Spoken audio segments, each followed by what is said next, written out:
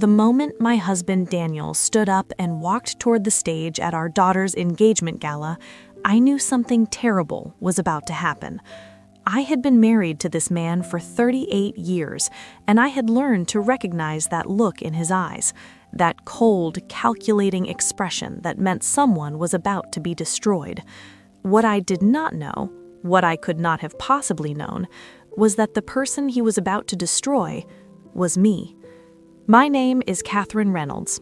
I am 61 years old, and until that night, I believed I had a perfect life, a successful husband who ran one of the largest investment firms in Boston, a beautiful daughter named Emma who was about to marry into one of the most respected families in the city, a sprawling estate in Beacon Hill that had been featured in 3 different architecture magazines, a social circle that included senators and CEOs, and the kind of people whose names appeared in newspapers for reasons other than crime.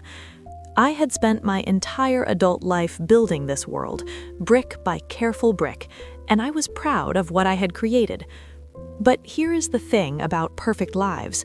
They are usually built on foundations that nobody talks about, secrets buried so deep that even the person who buried them sometimes forgets where they put the shovel. And on the night of Emma's engagement gala, my husband decided it was time to start digging. The gala itself was everything I had dreamed it would be. We had rented the grand ballroom of the Fairmont Copley Plaza, the same ballroom where my own parents had celebrated their 50th wedding anniversary 3 decades earlier. The room was decorated with thousands of white roses and hydrangeas, arranged in towering centerpieces that caught the light from the crystal chandeliers above. A 12-piece orchestra played softly in the corner, filling the room with the kind of elegant music that made you feel like you had stepped back in time to an era when things were more civilized, more refined, more controlled. 200 guests filled the room, all of them dressed in their finest attire, all of them smiling and laughing and congratulating each other on being the kind of people who got invited to events like this. I moved through the crowd like a swan gliding across a lake, accepting compliments on the decorations, on my daughter's beauty, on the excellent choice of caterer. Everything was going exactly according to plan. Emma looked radiant in her champagne-colored gown, standing next to her fiancé, Thomas Whitmore, the only son of Harrison Whitmore, whose family had made their fortune in shipping 2 centuries ago and had been carefully preserving and growing it ever since. Thomas was handsome in that understated New England way, with sandy hair and blue eyes and the kind of posture that suggested generations of good breeding. More importantly, he adored Emma. I had watched them together over the past 2 years, and I had seen the way he looked at her, like she was the most precious thing in the world. That was all I had ever wanted for my daughter, someone who would love her the way she deserved to be loved, the way I had never been loved. But I am getting ahead of myself. Let me tell you about the moment everything changed. It was exactly 9:47 in the evening. I know the exact time because I had just looked at my watch, calculating how much longer we needed to keep the party going before we could make our graceful exit. Daniel had been quiet all evening, which was unusual for him. Normally, at events like this, he worked the room like a politician, shaking hands and making deals and collecting favors like other people collected stamps.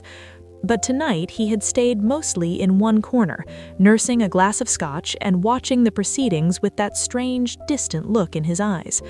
I had asked him twice if everything was all right, and both times he had smiled and said he was fine, just tired from a long week at the office.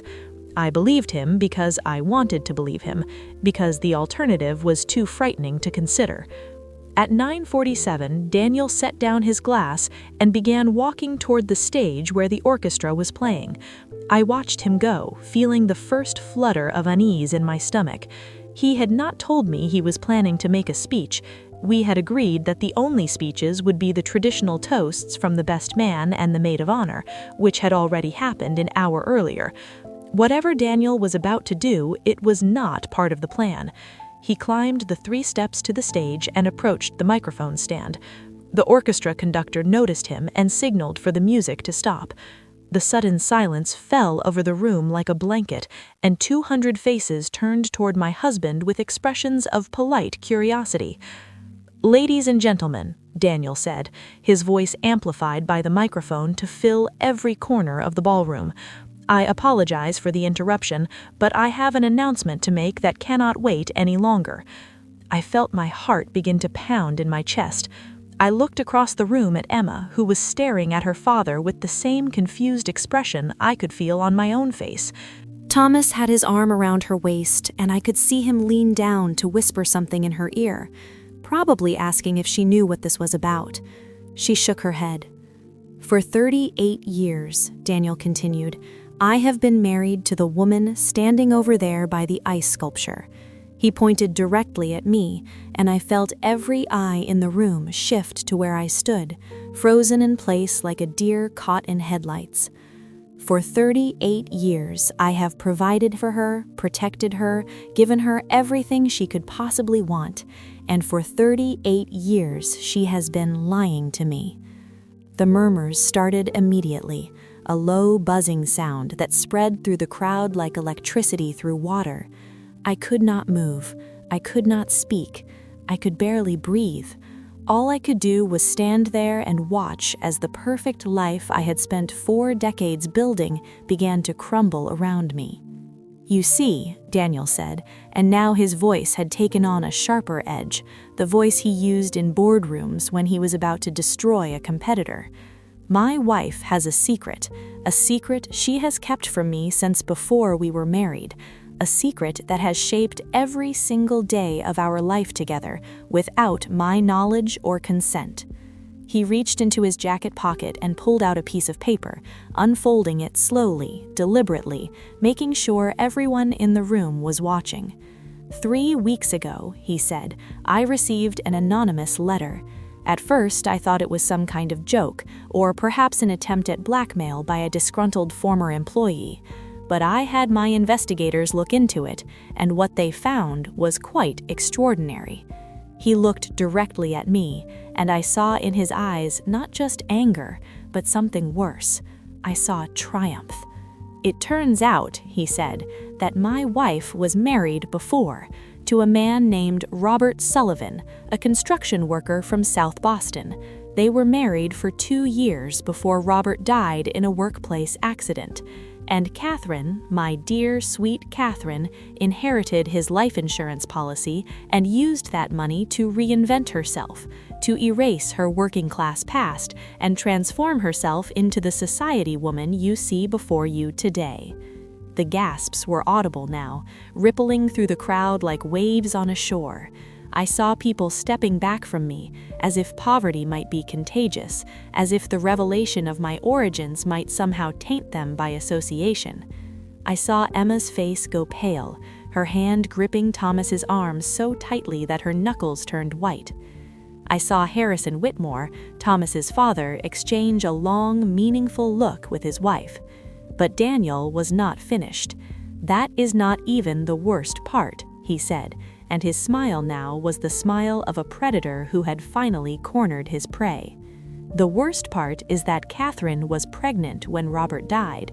She was carrying his child, and when that child was born, she gave it up for adoption and pretended it had never existed. My daughter, Emma, the woman we are here to celebrate tonight, is not my biological child. She is the result of a brief affair Catherine had during the first year of our marriage with a man whose name I do not even know." The room exploded. There is no other word for it.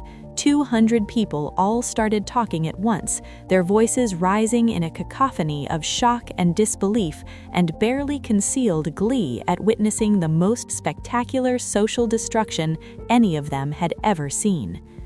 I saw Emma break away from Thomas and push through the crowd toward me, her face streaming with tears.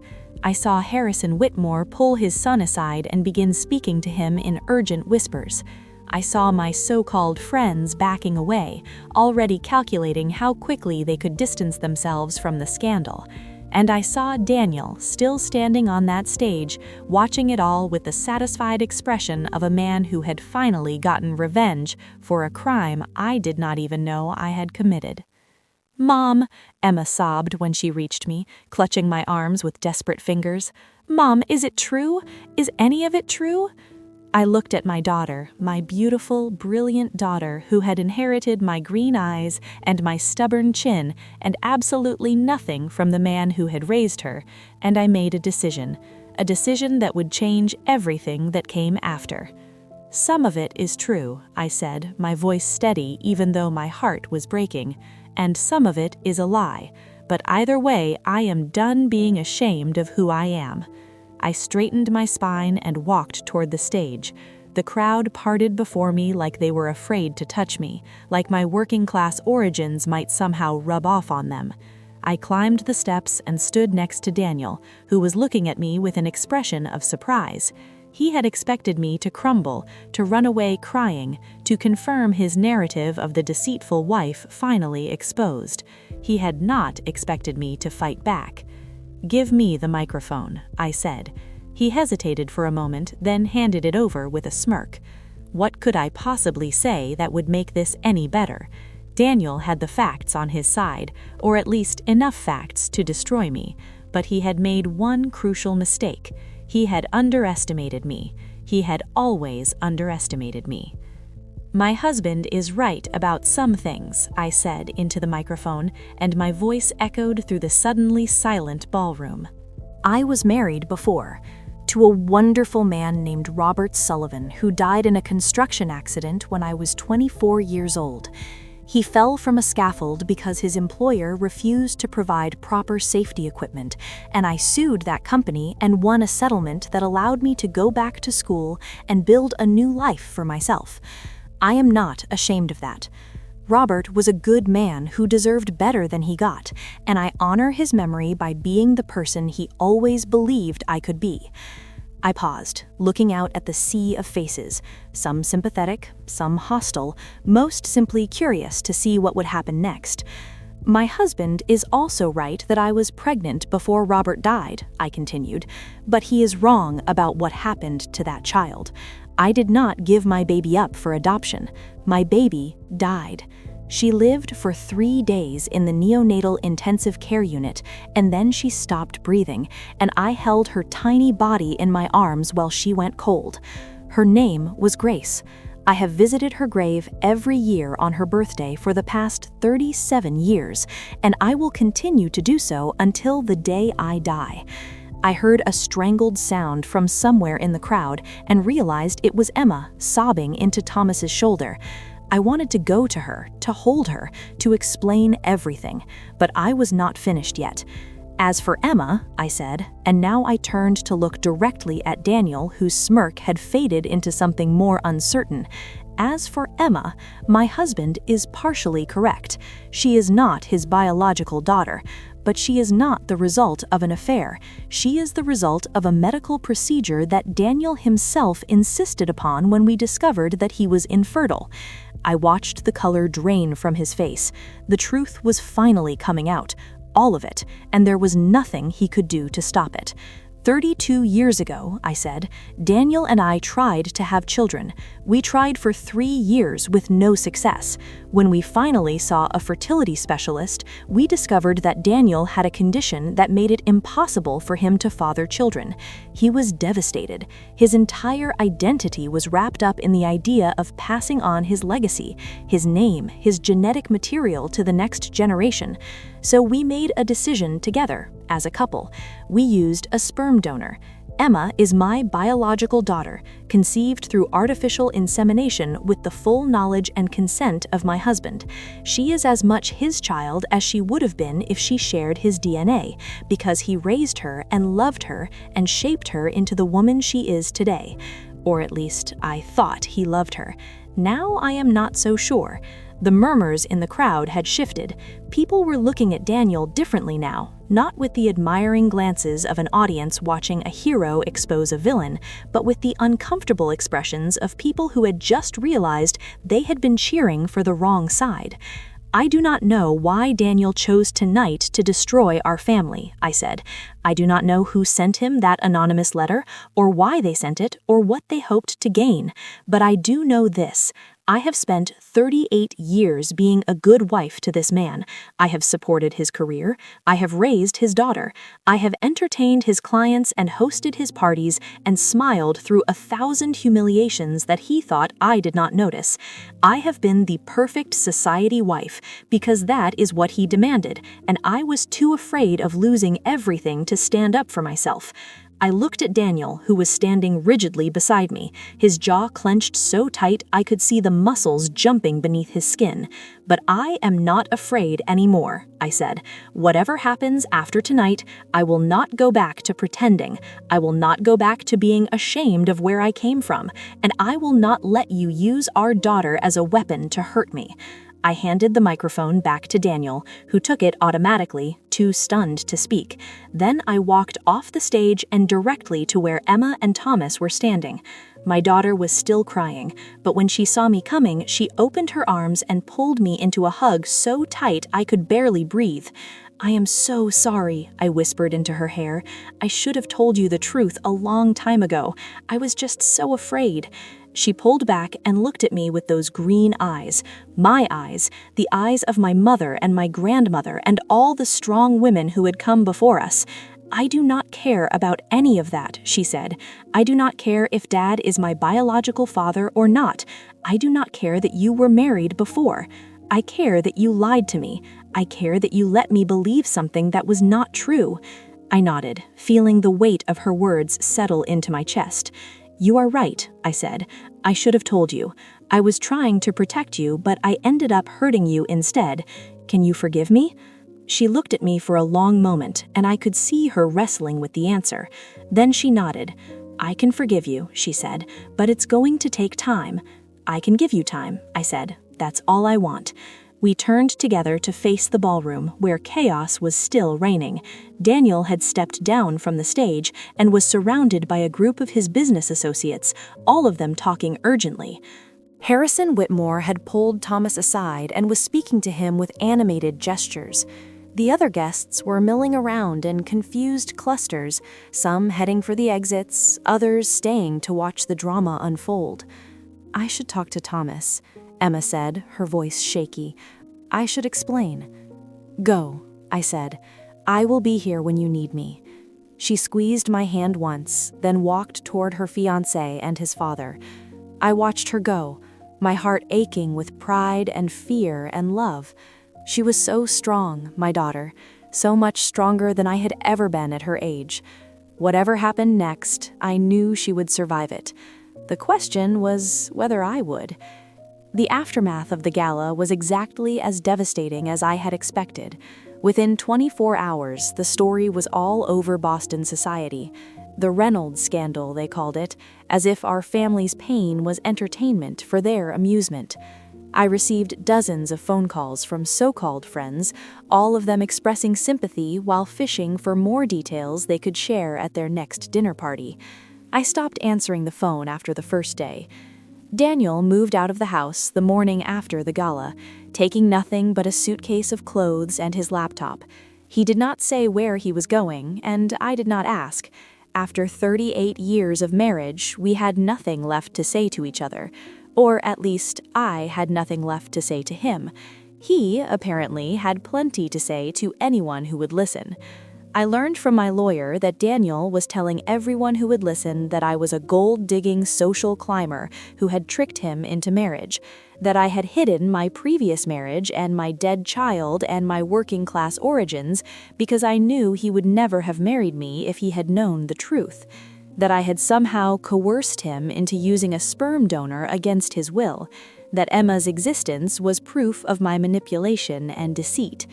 It was all lies, of course, but in the world we lived in, truth mattered less than perception, and the perception, carefully cultivated by Daniel and his allies, was that I was the villain of this story.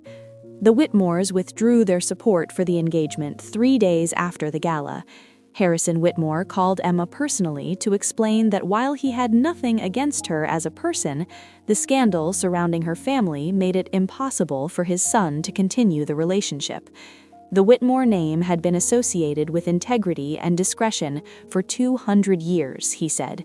He could not allow it to be tainted by association with such public disgrace. Emma was devastated. Thomas tried to fight his father's decision, but in the end, family loyalty won out over love. He returned the engagement ring with a handwritten note apologizing for his cowardice, and then he stopped returning Emma's calls. Within a week, it was as if the past 2 years of their relationship had never happened. I watched my daughter's heart break, and I felt every crack as if it were my own. "This is my fault," I told her one evening as we sat together in the living room of our suddenly empty house. If I had told the truth from the beginning, none of this would have happened. Emma shook her head, curling up against my side like she used to do when she was a little girl and the world felt too big and too scary. "It is not your fault," she said. "It is Dad's fault. He is the one who decided to humiliate us in public. He is the one who chose revenge over his own family." She was right, and I knew she was right, but knowing did not make the guilt go away. I had lied to protect myself, and my lies had given Daniel the ammunition he needed to destroy us. If I had been braver, if I had been more honest, if I had trusted my husband with the truth about my past, maybe things would have been different. Or maybe not. Maybe Daniel had been waiting for an excuse all along, looking for a way to justify the cruelty that had always lurked beneath his polished surface. Maybe he would have found another reason to tear me down, another weapon to use against me.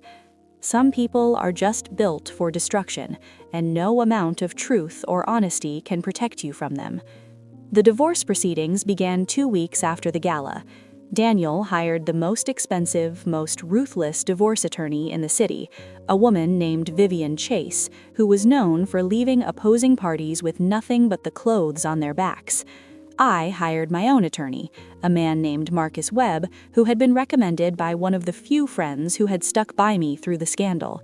He was not as flashy as Vivian Chase, but he was thorough and determined, and most importantly, he believed me. "Daniel is claiming that your entire marriage was based on fraud," Marcus told me during our first meeting. "He says you misrepresented your background to induce him to marry you, and that under Massachusetts law, that makes the marriage voidable.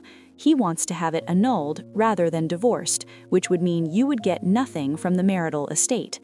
I stared at him, feeling the blood drain from my face. "Can he do that?" "It's a long shot," Marcus admitted. "The burden of proof is on him to show that your alleged misrepresentations were material to his decision to marry you." But with his resources and his legal team, he can make your life very difficult for a very long time. What are my options? You can fight back. You can challenge his version of events and present your own evidence. Do you have any proof that he knew about your past before you were married? I thought back to those early days, so long ago that they felt like they had happened to someone else.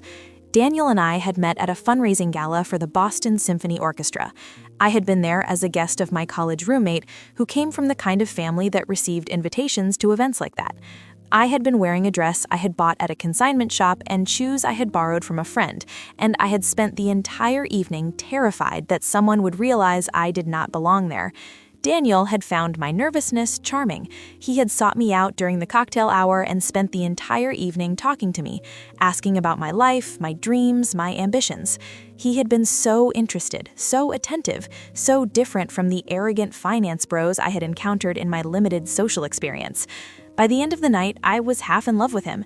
It was not until much later that I realized he had been interviewing me, testing me, evaluating whether I would make a suitable trophy wife for his ambitious plans. "Yes," I said slowly. I told him about Robert. I told him about my background, about growing up poor, about working my way through college. He said it did not matter to him. He said he loved me for who I was, not where I came from. "Do you have any documentation of those conversations? Any letters or emails?" "We are talking about 38 years ago," I said. "There were no emails. There might be letters somewhere, but I do not know if I kept them." "I will need you to look," Marcus said. "Any evidence that Daniel knew about your past before the wedding will be crucial to our defense." I went home that night and began the painful process of excavating my own history. I searched through boxes in the attic, through old filing cabinets in the basement, through drawers that had not been opened in decades. And in the process, I found something I had not expected to find. Letters. Dozens of them, tied together with a faded blue ribbon stored in a shoebox at the bottom of a trunk filled with my mother's old belongings. Letters from Daniel, written during the 2 years we had dated before our wedding. Letters that told a very different story than the one he was now trying to sell. I read through them all night, watching the sun come up through my bedroom window as I turned page after page in Daniel's familiar handwriting. The man who had written these letters was not the cold, calculating predator I had come to know over the past 38 years. He was young and idealistic and desperately in love. He wrote about how much he admired my strength, my resilience, my determination to build a better life for myself. He wrote about how inspiring he found my story, how I had overcome poverty and tragedy to become the woman he wanted to spend his life with. He wrote about Robert, acknowledging my first husband's memory, promising to honor him by being the best possible husband to me. And in one letter, written 2 months before our wedding, he wrote something that made my heart stop. My darling Catherine, I know the road ahead will not be easy. I know there will be people who look down on you because of where you came from, who try to make you feel less than because your family did not have money or connections. But I want you to know that I will always stand beside you. Your past is not something to be ashamed of. It is something to be celebrated. You have overcome more in your 26 years than most people face in a lifetime, and that makes you extraordinary. I do not care that you were married before. I do not care that you grew up poor. I do not care about any of the things that small-minded people think matter. I care about you, Catherine Sullivan Reynolds. I care about the woman you are and the woman you are becoming, and I cannot wait to spend the rest of my life proving to you that you deserve every happiness this world has to offer. Yours eternally, Daniel. I sat there with that letter in my hands, tears streaming down my face, and I felt something shift inside me. For 38 years, I had believed that I was the one who had tricked Daniel, that I had somehow deceived him into marrying me by hiding my true self behind a mask of social acceptability. But these letters told a different story. They told the story of a man who had known exactly who I was and had chosen to love me anyway. So what had changed? When had the man who wrote those beautiful words become the man who had destroyed me in front of 200 people? How had we gone from eternal love to public humiliation? The answers came slowly, painfully, over the following weeks and months. I hired a private investigator of my own, a woman named Patricia, who had been recommended by Marcus. She was quiet and unassuming, the kind of person you would pass on the street without a second glance, which made her very good at her job. I asked her to look into Daniel's life, to find out what had driven him to that moment on the stage at Emma's Gala. What she found was both more and less than I had expected. It turned out that Daniel's business was in trouble, serious trouble. The investment firm he had spent his career building was on the verge of collapse, brought down by a series of bad bets and worse decisions. For the past 2 years, he had been desperately trying to keep the company afloat, borrowing money from increasingly dangerous sources, making promises he could not keep, telling lies that were about to catch up with him.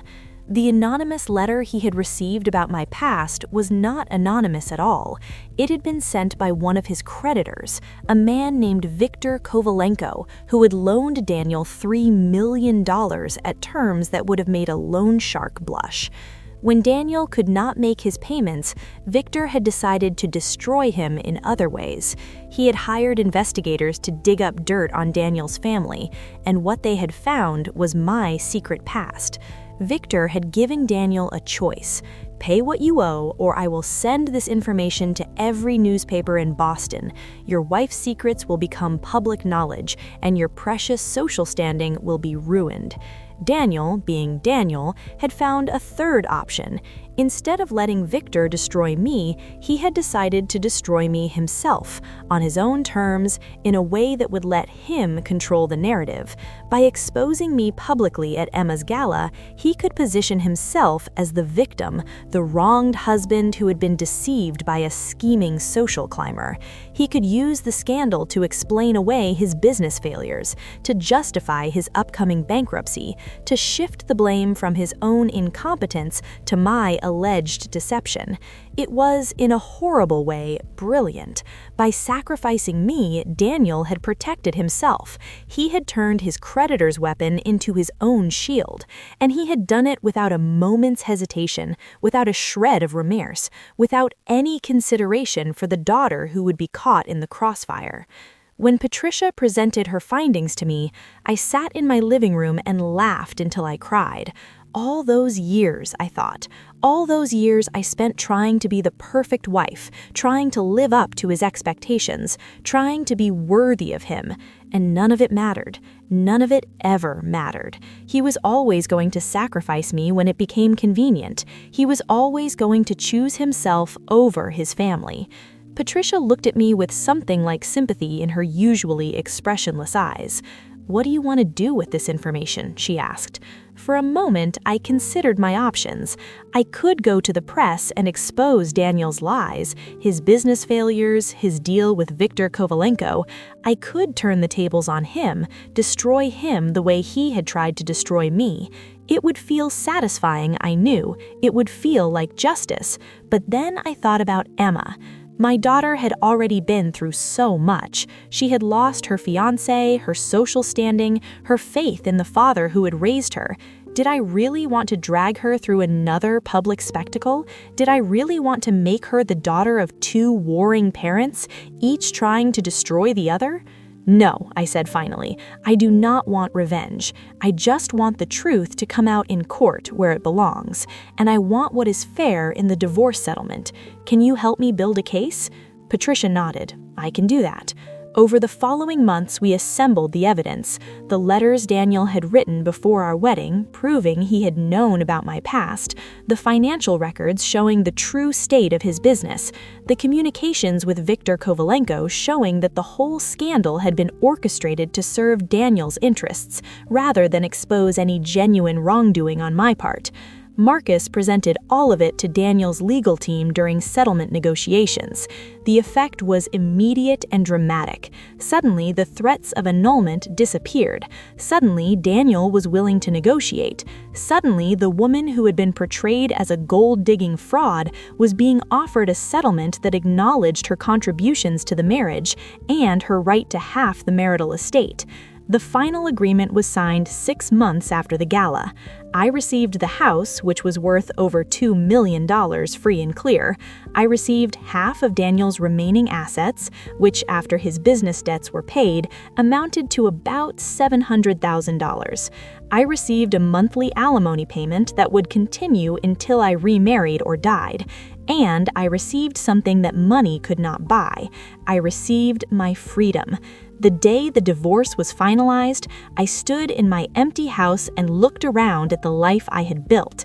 The expensive furniture, the tasteful art, the perfectly curated decor that had been featured in those architecture magazines. All of it felt different now. Not like a prison exactly, but like a costume I had been wearing for so long that I forgot it was not my real skin. I made a decision that day, a decision that shocked everyone who knew me, including Emma, including Marcus, including the few friends who had stuck by me through everything. I decided to sell the house and start over. Not in Boston, where everyone knew my story and my shame. Somewhere new. Somewhere I could be myself without carrying the weight of Catherine Reynolds, society wife. Catherine Reynolds, scandal survivor. Catherine Reynolds, the woman who had been publicly humiliated at her own daughter's engagement gala. I found a small house in a coastal town in Maine, about 3 hours north of Boston. It was nothing like the Beacon Hill mansion, just a simple 2-story cottage with a view of the ocean and a garden that needed work.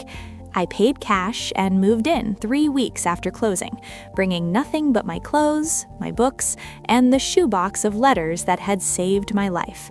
The first few months were hard.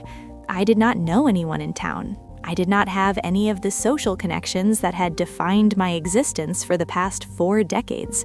I was just a middle-aged woman living alone in a house by the sea, trying to figure out who she was when she was not being someone's wife, or someone's mother, or someone's cautionary tale. But slowly, Painfully, I began to build a new life. I joined a book club at the local library and discovered that I had opinions about literature that had nothing to do with which authors were socially acceptable to admire. I took a pottery class at the community center and found that I loved working with my hands, loved the feeling of clay between my fingers, loved creating something tangible and real. I started volunteering at a soup kitchen in the next town over and realized that I had skills and experiences that could actually help people, that my years of organizing galas and fundraisers had given me tools that could be used for something more meaningful than impressing Boston society. And I started writing, not memoirs or tell-alls or revenge narratives, but something simpler. Stories, fiction, tales of women like me who had lost everything and found themselves in the wreckage. I had no idea if I was any good, but I kept writing anyway, filling notebook after notebook with words that felt more honest than anything I had said in 40 years. Emma came to visit that first Christmas. She arrived on December 23rd, driving up from Boston in the used car she had bought after selling her engagement ring. She had moved out of the apartment Thomas had paid for and into a small studio in Somerville. She had gotten a job at a nonprofit that helped first-generation college students navigate the application process. She had, in other words, completely reinvented herself. "This place is so different," she said as she stood in my small living room, looking around at the simple furniture and the ocean view and the complete absence of anything that screamed wealth or status. "I know," I said. "Is that okay?" She turned to me with tears in her eyes and pulled me into a hug. "It is perfect," she said. "It is exactly what I would have chosen for you." We spent the next 3 days cooking together, walking on the beach, talking about everything we had never been able to talk about when we were busy being the Reynolds women of Beacon Hill. I told her about Robert, about my first marriage, about the love we had shared and the grief I had carried when he died. I told her about Grace, the daughter I had lost, the sister she had never known about. I told her the truth about her conception, about how Daniel and I had struggled with infertility, about the sperm donor who had made her possible. I told her that I had always wondered about that man, that I had sometimes fantasized about meeting him, about thanking him for giving me the greatest gift of my life. "Have you ever wanted to find him?" Emma asked. We were sitting on my back porch, wrapped in blankets, watching the winter sun set over the ocean. "Sometimes," I admitted. "When you were little, I used to imagine what it would be like to tell him about you, to show him what an amazing person you had become, but I never did anything about it. I was too afraid of what Daniel would say, too worried about disrupting our perfect little lie. Do you want to find him now?" I thought about it for a long moment. The idea was both thrilling and terrifying. After everything that had happened, after all the secrets and lies that had defined my life, did I really want to uncover another truth that might complicate things even further? "Yes," I said finally. "I think I do." We started the search together, Emma and I. It was not easy. The fertility clinic where I had been treated had closed down 15 years earlier, and their records had been transferred to a central repository that was notoriously difficult to navigate. But Emma was determined, and she was nothing if not persistent. She filed requests, she hired genealogists, she submitted her DNA to every ancestry database she could find. 6 months later, we got a match. His name was Michael Chen. He was 68 years old, a retired biology professor who had donated sperm as a graduate student to help pay for his education. He had a wife of 42 years, 3 grown children of his own, and 7 grandchildren. And he had apparently spent the past several years wondering if any of his donations had resulted in children, and if so, whether those children might want to know him. Emma was the one who made the first contact, sending him an email through the Ancestry website. She explained who she was, how she had been conceived, what she was hoping to learn. She told him that she did not want anything from him, that she was not looking for a father to replace the one who had raised her, that she simply wanted to know something about the man whose genetics she carried. Michael wrote back within hours. He said he had been hoping for a message like hers for years. He said he would be honored to meet her, to answer any questions she had, to fill in the blanks of her biological history. He said he had a whole family who would welcome her with open arms if she wanted to be welcomed. 3 months after that first email, Emma and I flew to California to meet Michael and his family. I do not know what I expected. A stranger, I suppose. A man whose face might echo in Emma's features, but who would otherwise be as foreign to us as any random person on the street. What I found was something completely different. Michael Chen was kind. That was the first thing I noticed about him. He had the kind of kindness that radiated from him like heat from a fire, warming everyone who came close. His wife Linda had the same quality, and their children and grandchildren orbited around them like planets around twin suns, drawn in by their gravitational pull of warmth and acceptance. When Michael met Emma for the first time, he looked at her for a long moment, taking in her features, her posture, her smile. Then he opened his arms and said, "I have waited my whole life to meet you." I do not know if you believe in fate, but standing there in Michael Chen's living room, watching my daughter embrace the man whose donated cells had helped create her, I felt something click into place. Not like a puzzle piece fitting into a gap, but like a door opening into a room I had never known existed. All those years I had been so afraid of the truth, so afraid that revealing my secrets would destroy everything I had built. And yes, when the truth finally came out, it had destroyed things. My marriage, my social standing, my carefully constructed identity.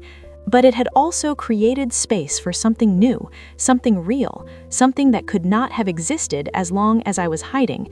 Emma did not replace Daniel with Michael. She did not need to. She already had a complicated relationship with the man who had raised her, a man who had loved her in his own limited way, even as he was willing to sacrifice her for his own interests. What she gained from Michael was something different, a connection to a biological history she had never known, an extended family who welcomed her without reservation, a sense of completeness that she had not even known she was missing. And I gained something too. I gained the knowledge that my decision to use a sperm donor, the decision that Daniel had tried to weaponize against me, had been the right one. Not just because it had given me Emma, though that would have been reason enough, but because it had led us here, to this moment, to this family that stretched across the country and welcomed us both. The years that followed were not always easy. There were challenges, setbacks, moments when I wondered if I had made the right choices. But there were also joys that I had never experienced in my old life. The joy of being truly known by the people around me. The joy of contributing to my community in meaningful ways. The joy of watching Emma build a life that was authentically hers, free from the expectations and limitations that had constrained my own youth. I kept writing, and eventually I got good enough to publish. Nothing major, just short stories in literary magazines and online journals, but it was enough to make me feel like I had something to say that was worth hearing. I wrote about women who had lost everything and found themselves. I wrote about secrets and lies and the liberation of truth. I wrote about mothers and daughters and the complicated love that bound them together across generations. One of my stories caught the attention of a small publisher in Portland who asked if I had ever considered writing a memoir. I told her I would think about it and then spent the next 6 months thinking about nothing else. Could I really tell my story, the whole story, with all its complications and contradictions and shameful secrets? Could I expose myself that way, make myself vulnerable to the judgment of strangers who had never walked in my shoes? In the end, it was Emma who convinced me. We were sitting on my porch again, watching another sunset, drinking wine, and talking about nothing in particular. She mentioned that she had been thinking about her own story, about how she had spent most of her life believing one thing about herself, and then discovering that the truth was both more complicated and more beautiful than she had imagined. "You should write about it," I said. "I think people would want to read it." She looked at me with that penetrating gaze she had inherited from somewhere, maybe from me, or maybe from Michael, or maybe from some ancestor neither of us had ever met. "I think you should write about it," she said. "Your story, I mean. The whole thing, from the beginning." "I do not know if anyone would want to read that," I said. "I do," she said. "And I think there are a lot of other women out there who would too. women who are trapped in lives they did not choose, women who are hiding parts of themselves because they are afraid of what would happen if they stopped hiding, women who need to know that it is possible to lose everything and still find yourself on the other side. She was right, of course. She usually was. So I started writing. Not the sanitized version of events, not the carefully curated narrative that would make me look good. The real story, with all its messiness and moral ambiguity and moments that still made me cringe with shame. I wrote about Robert and the brief, happy marriage we had shared before his death. I wrote about Grace and the 3 days of hope followed by a lifetime of grief. I wrote about Daniel and the love I had genuinely felt for him in the beginning and the slow corrosion of that love over decades of small cruelties and large betrayals. I wrote about the Gala and the moment when everything changed. I wrote about the aftermath and the divorce and the painful process of rebuilding my life from scratch. I wrote about finding Michael and watching Emma connect with her biological heritage and realizing that family was something you created rather than something you were born into. It took me 2 years to finish the book, 2 years of digging through memories I had spent decades trying to forget. 2 years of confronting truths about myself that were not always flattering. 2 years of learning to tell my story without shame, without apology, without the constant need to make myself look better than I was. When the book was finally published, I was terrified. I had revealed everything: my working-class origins, my first marriage, my dead daughter, my infertility struggles, my husband's betrayal, my own complicity in the lies that had defined my life. Anyone who read it would know exactly who I was, with no carefully constructed mask to hide behind. The response was overwhelming. Not universally positive, of course. There were people who thought I was a fraud, a social climber who had gotten what she deserved. There were people who thought I was too sympathetic to Daniel, who I had portrayed as a complicated man rather than a simple villain. There were people who thought I should have named more names, exposed more secrets, burned more bridges. But there were also people who reached out to tell me that my story had changed their lives. Women who were trapped in unhappy marriages and found the courage to leave. Women who had been hiding parts of themselves and decided to stop hiding. Women who had lost everything and needed to know that survival was possible. One letter in particular stays with me. It came from a woman named Sarah, who was 53 years old and had spent the last 30 years as the wife of a powerful man in a powerful family. She told me that she had read my book in a single night, unable to put it down, seeing her own life reflected in my words. The next morning, she had walked into her husband's office and told him she wanted a divorce. "I do not know what will happen next," she wrote. "I do not know if I am brave enough to rebuild my life the way you did. But for the first time in 30 years, I feel like I might be able to try. Thank you for showing me that it is possible." I wrote back to Sarah, and we began a correspondence that continues to this day. She did get her divorce. She did rebuild her life. She is now living in a small apartment in Brooklyn, working at a nonprofit that helps domestic abuse survivors, and she tells me regularly that she has never been happier. Stories like hers are why I keep telling mine, because the truth is, I was not special. I was not particularly brave or strong or resilient. I was just a woman who had been forced to confront the lies she had been living and who had somehow found a way to survive. If I could do it, anyone could. That is the message I try to share now whenever I speak to groups of women who are struggling with similar challenges. You do not have to be perfect. You do not have to have all the answers. You just have to be willing to take the first step, and then the next one, and then the one after that. The road will reveal itself as you walk it. 5 years after the gala, I received an unexpected phone call. It was from a lawyer I did not recognize, calling to inform me that Daniel had died. Heart attack, sudden and massive, in the middle of a business meeting. He was 67 years old. I did not know what to feel. This was the man who had been my husband for 38 years, the man who had fathered my daughter, in the ways that mattered, if not in the biological sense. The man who destroyed me in front of 200 people and then tried to take everything I had in the divorce. The man who, according to those old letters I still kept in a shoebox, had once loved me with a passion that seemed impossible to reconcile with the cruelty he had shown later. I went to his funeral. Not because I felt I owed him anything, but because Emma asked me to come. She had maintained a complicated relationship with her father over the years since the gala, seeing him occasionally, trying to understand him, never quite succeeding. She wanted me there for support, and I could not refuse her. The service was small, much smaller than I would have expected for a man who had once been so prominent in Boston society. Most of Daniel's old friends and business associates had abandoned him after his company collapsed and his debts became public. The people who came to mourn him were mostly employees from his final, failed venture, along with a few distant relatives and, surprisingly, Viktor Kovalenko, the creditor whose anonymous letter had started everything. I saw Viktor across the cemetery and felt a strange urge to approach him, to ask him if he was satisfied with how things had turned out, but I did not. What would have been the point? Daniel was dead. The past could not be changed. The only thing I could do was move forward.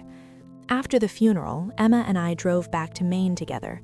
We did not talk much during the drive, both of us lost in our own thoughts, processing the strange mix of emotions that came with the death of someone who had been both family and enemy. It was only when we arrived at my little cottage by the sea that Emma finally spoke. "Do you think he ever regretted it?" she asked. "The gala, I mean, the way he tried to destroy you." I thought about it for a long moment. "I do not know," I said honestly. "I like to think that somewhere, deep down, there was a part of him that remembered who he used to be, the man who wrote those letters, the man who fell in love with me despite my working-class background. But I do not know if that man still existed by the end. I do not know if he ever thought about what he did to us and felt anything like remorse." Emma nodded, her eyes fixed on the ocean through my window. "I used to be so angry at him," she said. "For years, every time I thought about that night, I felt like I was going to explode with rage. But now that he is gone, I just feel sad. Sad for the father I thought I had, who turned out not to exist. Sad for the father he could have been if he had made different choices. Sad for all the time we lost to his selfishness and his pride." "That is grief," I said. "It does not always make sense. It does not follow the rules we think it should.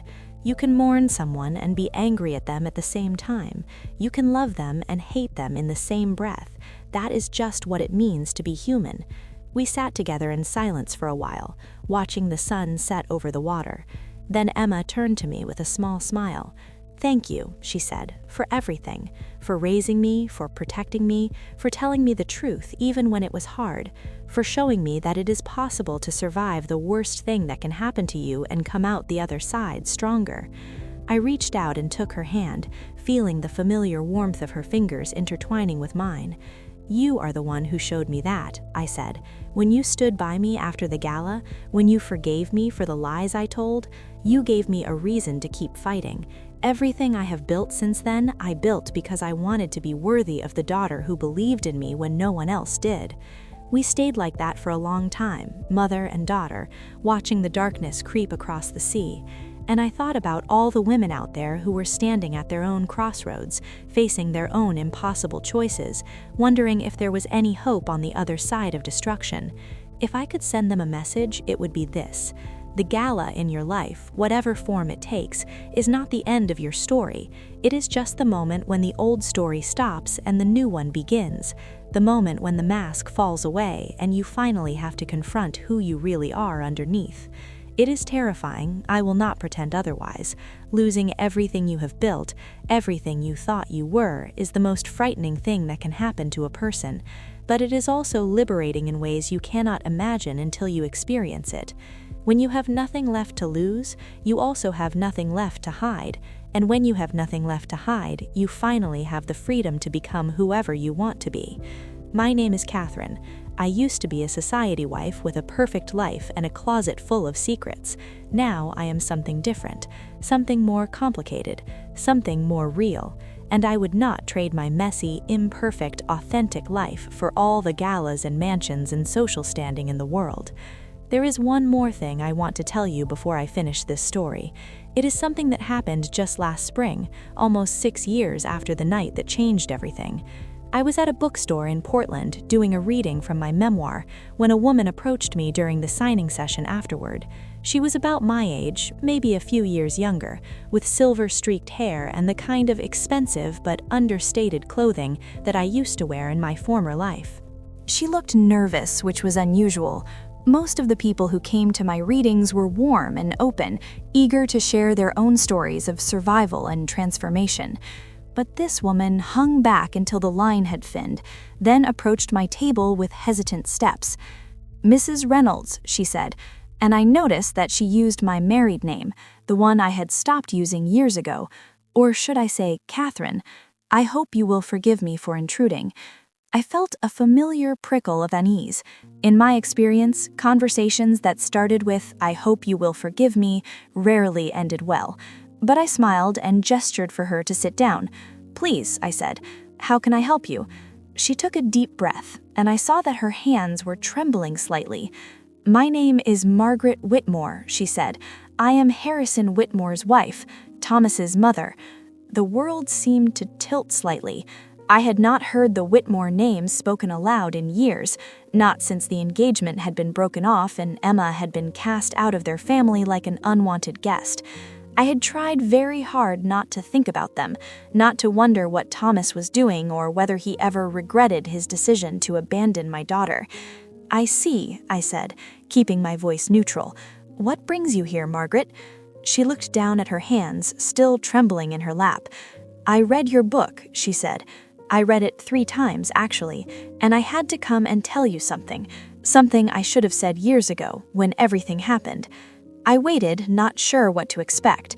A woman like Margaret Whitmore, from a family like the Whitmores, did not approach people like me to apologize. That was not how their world worked. But something in her expression suggested that the rules I thought I understood might not apply here. "I was at the gala that night," Margaret said. "I watched what Daniel did to you. I watched you stand up and tell your truth, and I watched my husband pull our son away like you were contagious, like your honesty might somehow infect our family." Her voice cracked slightly. "And I did nothing. I just stood there and watched, and then I went home and helped my husband convince Thomas to end the engagement. I told myself it was for the best, that Emma would be better off without our family and all our expectations and pretensions. But the truth is, I was a coward. I was afraid of what people would think if we stood by you. I was afraid of the scandal, the gossip, the possibility that our family name might be tarnished by association. I felt my heart beginning to beat faster. This was not what I had expected. This was not what anyone expected from a Whitmore. "What changed?" I asked. "Why are you telling me this now?" Margaret lifted her eyes to meet mine, and I saw that they were bright with tears. "Thomas," she said, "my son has been miserable for 6 years. He has dated other women, appropriate women from appropriate families, and none of them have made him happy.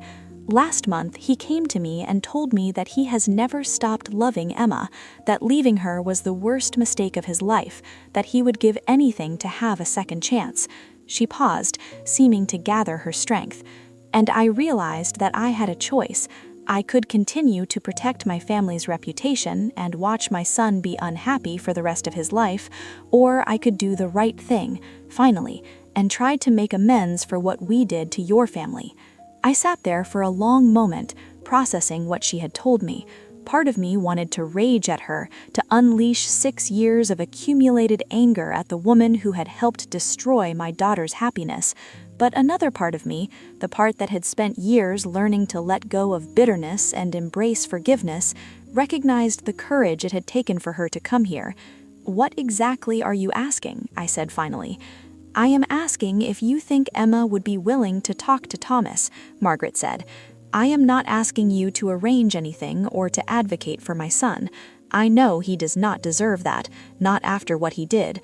I am just asking if you think there is any possibility, any chance at all, that she might be open to hearing from him." I thought about Emma. about the years she had spent building a life without Thomas. She had dated other men, had even had a serious relationship that had lasted almost 2 years before ending amicably. She had thrown herself into her work, her friendships, her relationship with Michael and his family. She had healed, or at least she had seemed to heal. But I also remembered the look on her face whenever someone mentioned the Whitmores, the way she would grow quiet and distant, like she was retreating to some private place inside herself where old wounds still ached. The wedding photos she had never been able to throw away, tucked into a box in her closet that I thought I did not know about. "That is not my decision to make," I told Margaret. "Emma is her own person. If you want to reach out to her, or if Thomas wants to reach out to her, you will have to do it directly. But I can tell you this much. My daughter is one of the kindest, most forgiving people I have ever known. She has every reason to hate your family, but I do not think she does." I think she just felt abandoned by people she had trusted, and that wound goes deeper than anger ever could. Margaret nodded, wiping at her eyes with a handkerchief that probably cost more than my entire outfit. "Thank you," she said. "That is more than I deserved." Before she could leave, I reached out and touched her arm. "Margaret," I said, "I want you to know something. I do not hate you either. I did for a while, I will not lie about that. But I have learned that holding on to hatred is like drinking poison and expecting the other person to die. It only destroys you from the inside. Whatever happens with Emma and Thomas, I hope you can find some peace."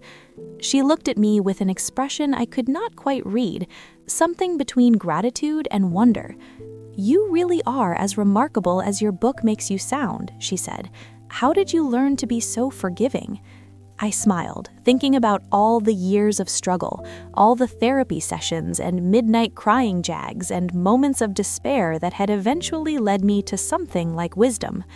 "I did not learn to be forgiving," I said. "I learned to be tired. I got tired of carrying all that anger around.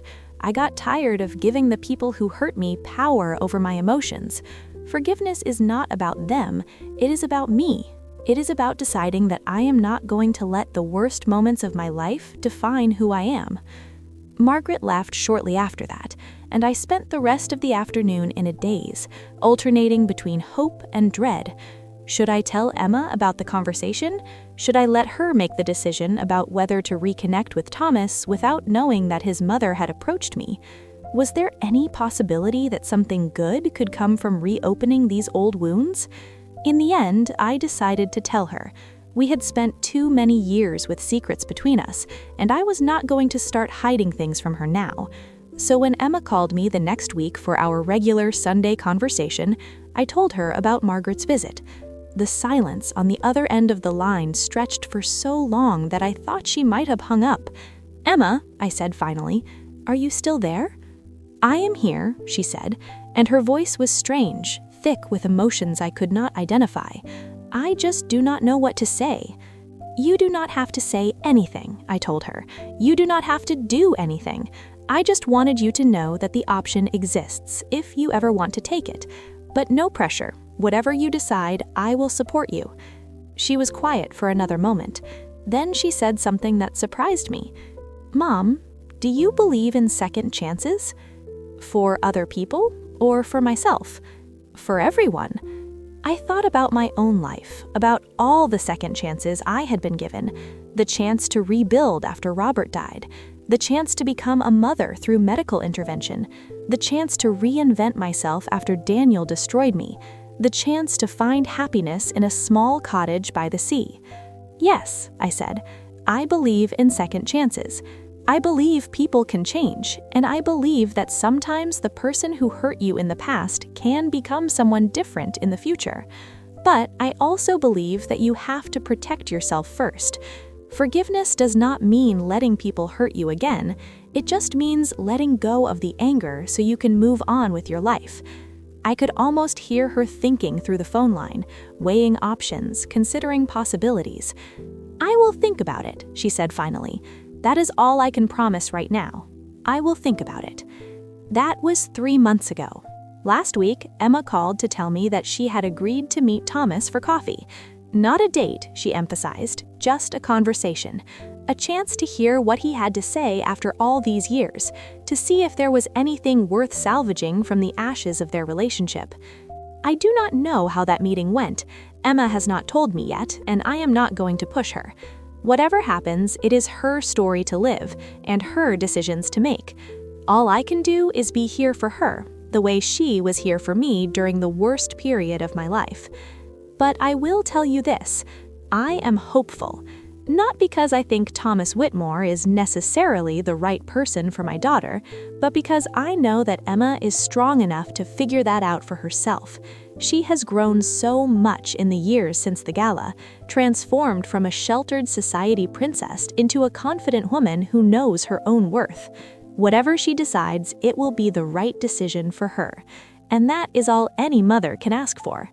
Sometimes I think about what would have happened if Daniel had never stopped the music that night, if he had kept his secrets and his cruelty hidden behind closed doors, the way he had for most of our marriage, if the gala had ended the way it was supposed to end, with champagne toasts and dancing and the announcement of a wedding date that would unite two of Boston's most prominent families. I would still be living in Beacon Hill. I would still be married to a man who saw me as a possession rather than a person. I would still be hiding the truth about my past, my first marriage, my lost daughter, my working-class origins. I would still be pretending to be someone I was not, trapped in a gilded cage of my own making. Emma would be married to Thomas, yes, but would she be happy? Would she have become the confident, self-assured woman she is today? Or would she have shrunk to fit the expectations of the Whitmore family, the way I had shrunk to fit the expectations of the Reynolds? Would she have ever discovered her biological heritage, met Michael and his family, learned that family is something you create rather than something you are born into? Sometimes the worst thing that happens to you turns out to be the best thing. Sometimes the moment when everything falls apart is the moment when everything starts coming together. Sometimes you have to lose everything to find out what really matters. That is what I learned from the night Daniel stopped the music, and that is what I hope you will take away from my story. Whatever gala you are facing in your own life, whatever moment of destruction is waiting for you around the corner, know this: you will survive it. You will come out the other side changed, yes, but not broken, not destroyed, just different. Just more yourself than you have ever been before. The music will stop. The truth will come out. The world you built will crumble around you. And then, in the silence that follows, you will have a choice. You can let the destruction define you, or you can use it as the foundation for something new. Choose carefully, because that choice will determine everything that comes after. I chose to build. I chose to grow.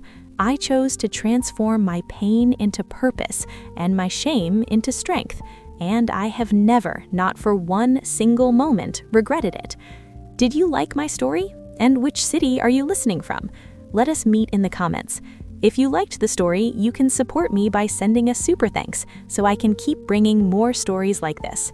Thank you so much for your sweet support. I am looking forward to your comments on the story. On the screen, you can see 2 new life stories that I highly recommend. There is so much more on my channel. Do not forget to subscribe. See you in the next life story. With love and respect.